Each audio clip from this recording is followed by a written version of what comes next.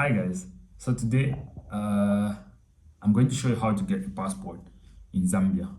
So a passport is a very important document that's going to enable you to travel around the world, to travel in different countries of the world.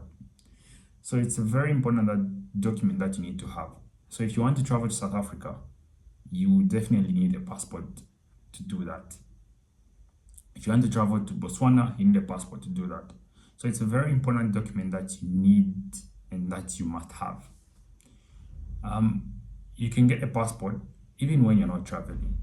You can get a passport even when you don't have an idea of when you will travel. It's just safe to have a passport in advance before that opportunity comes for you to travel to another country. And you can get a passport when you are about to travel to another country. So I would highly recommend that you get a passport even when you're not traveling, even when there's no opportunity that has come now.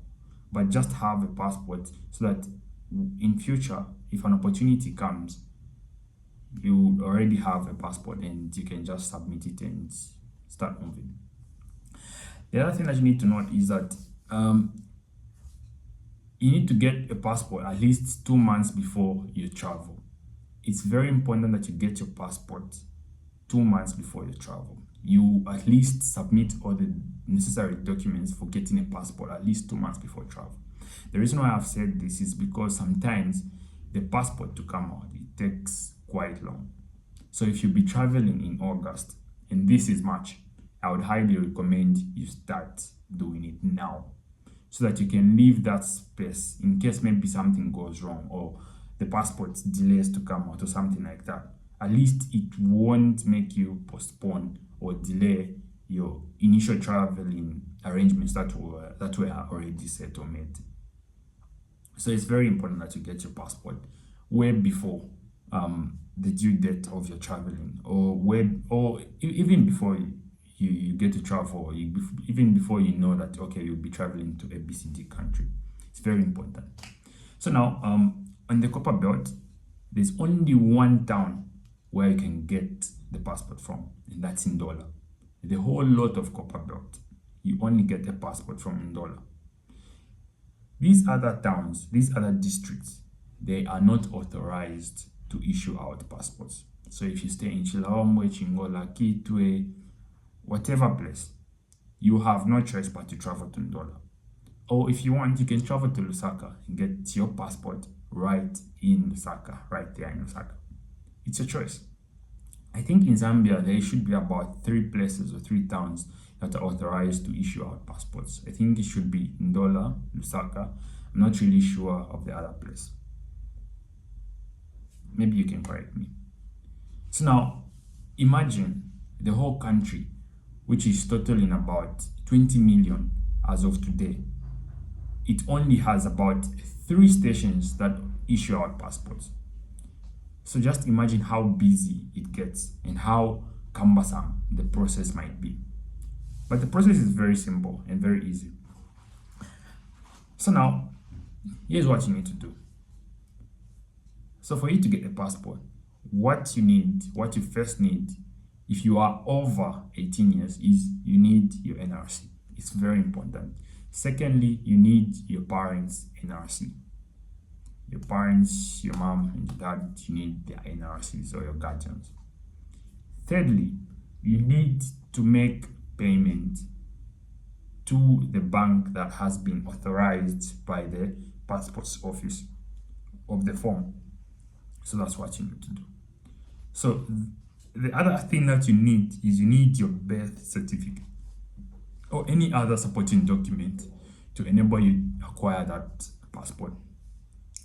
So now, in Ndola, the whole process, how it is before you are given the passport forms, you need to make payment to the bank, which is Indo, which has been selected. This is as of 4th April 2025. That's how the process is. At least that's how I did it. That's what I was told. So before I went to get my passport, I was told, when I went to the passports office, I was told, firstly, go and make a deposit of either 320 or 520 based on the number of pages of the passport booklets that you want. So initially, the passport forms cost 20 kwacha, and then the passport, printing out of the passport, the passport itself, the booklet, there are two types. So there is one that has 32 pages and one that has 48 pages. So the one that has 32 pages costs 300 kwacha. The one that has 48 pages costs 500 kwacha. So now 500, if you decide to go for the 48 pages, it's 500 kwacha plus the 20 kwacha fee form that you need to pay. The total amount is going to be 520. If you are getting the one for 32 pages, 20 kwacha for the form plus the 300 kwacha for the passport printout, the booklet itself, is going to cost you 320. So you need to pay 320 only for you to get your you need to make a deposit of 320 kwacha only for you to start the whole process of getting a passport. So Indo is a bank that has been authorized, that they have put to do the initial payment. So now the whole lot of Indola, there are several other banks, but only Indo has been authorized. So you need to first go and make the payment of 320. You go and deposit. You just go to the bank and tell them, okay, I'm doing it's for a passport, and then you'll be able to fill in, you'll be able to do what, and the form looks like this. The deposit slip looks like this, and this is how you need to fill in, like that here on the screen. That's where I've put it. Yeah, so you just deposit at the bank, you enter in the figures, the amount, your NRC of course, and you enter in everything, and then you submit it. So once you submit, you'll be given a form. Let me just show you. You'll be given a document from the bank that you need now to take to the passport's office for you to be given once you make a deposit through Indo, this is the deposit slip. I don't know, let me try to flip. Okay, yeah, this is the deposit slip. Once you make payment and everything, you'll be given this deposit slip that you'll be able to now fill in everything. And then once you make payment, you'll now be given this receipt by the bank.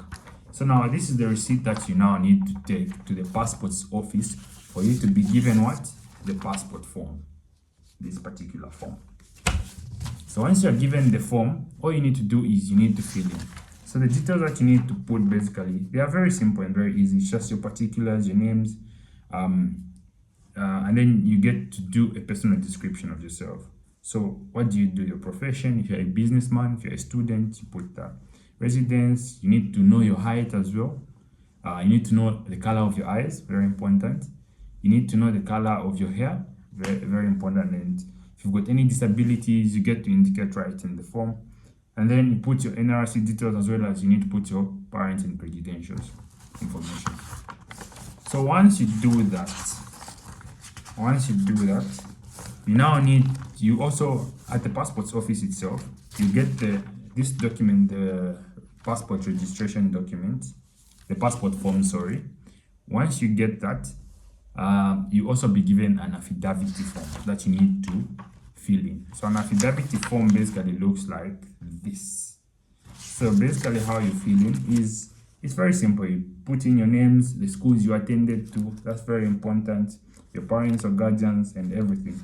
And then one thing I forgot to mention is what you need is you need 2 passport size photos. So make sure you get those 2 passport size photos before you go to the passport's office. They are very important. So once you fill in all the details in the passport form and you fill in the affidavit, you now need to take to the commissioner of oaths. So that's where you take now for stamping, so that they just stamp on them and just authorize that, okay, all the credentials that you put there are actually true. And then you attach all your necessary documents that you need to attach according to the passport form. And you need to put your passport size photo. So they'll be stacked like that, something like that. This was for my registration. And you put your NRC, you put all the other documents, all the other documentations that you need. And then from there, once you're done with the stamping and everything, you now need to go and register for an interview.